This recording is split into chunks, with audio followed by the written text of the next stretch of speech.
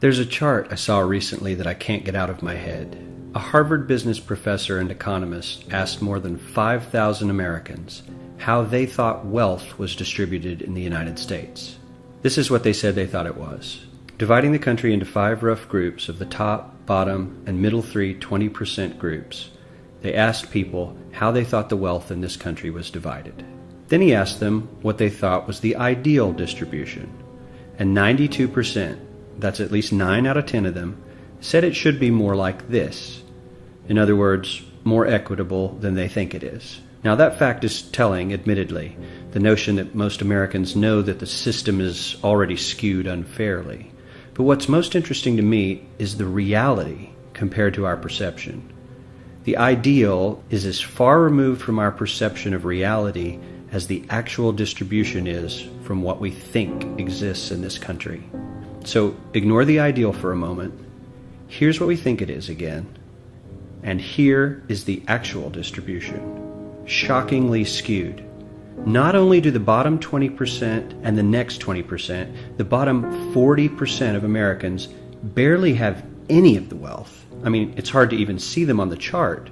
But the top 1% has more of the country's wealth than 9 out of 10 Americans believe the entire top 20% should have. Mind-blowing. But let's look at it another way, because I find this chart kind of difficult to wrap my head around. Instead, let's reduce the 311 million Americans to just a representative 100 people. Make it simple.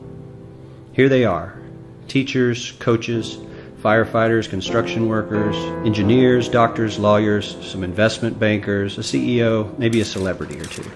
Now let's line them up according to their wealth. Poorest people on the left, wealthiest on the right, just a steady row of folks based on their net worth.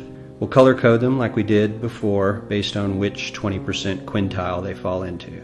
Now let's reduce the total wealth of the United States, which was roughly $54 trillion in 2009, to this symbolic pile of cash. And let's distribute it among our 100 Americans. Well, here's socialism, all the wealth of the country distributed equally.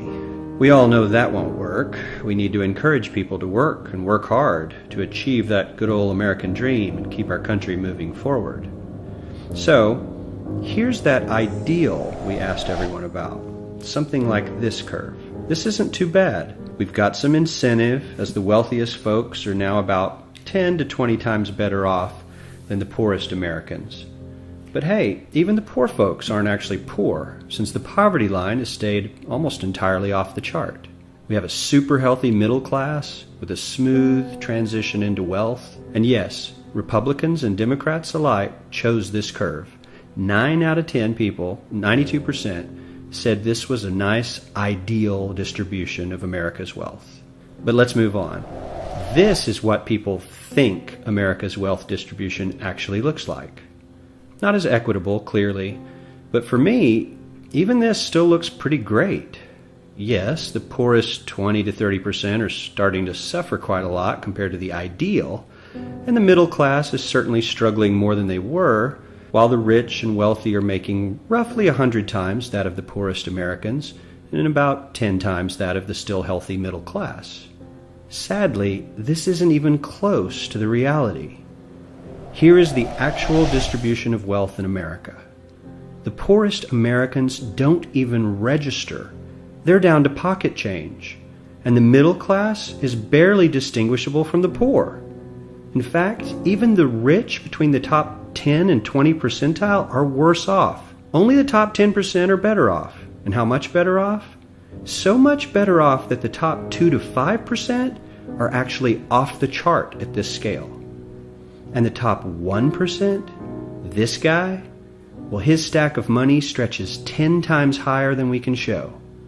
Here's his stack of cash, restacked, all by itself. This is the top 1% we've been hearing so much about. So much green in his pockets that I have to give him a whole new column of his own, because he won't fit on my chart. 1% of America has 40% of all the nation's wealth.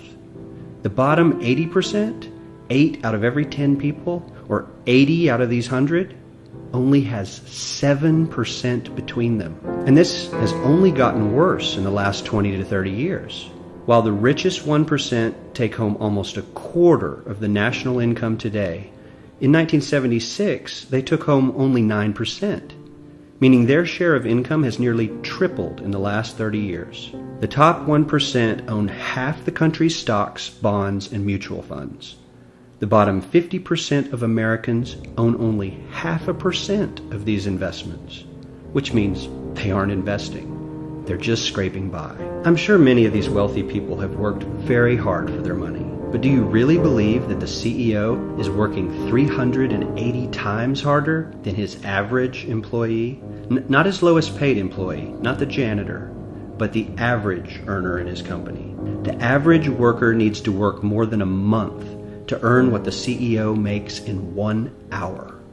We certainly don't have to go all the way to socialism to find something that is fair for hardworking Americans. We don't even have to achieve what most of us consider might be ideal. All we need to do is wake up and realize that the reality in this country is not at all what we think it is.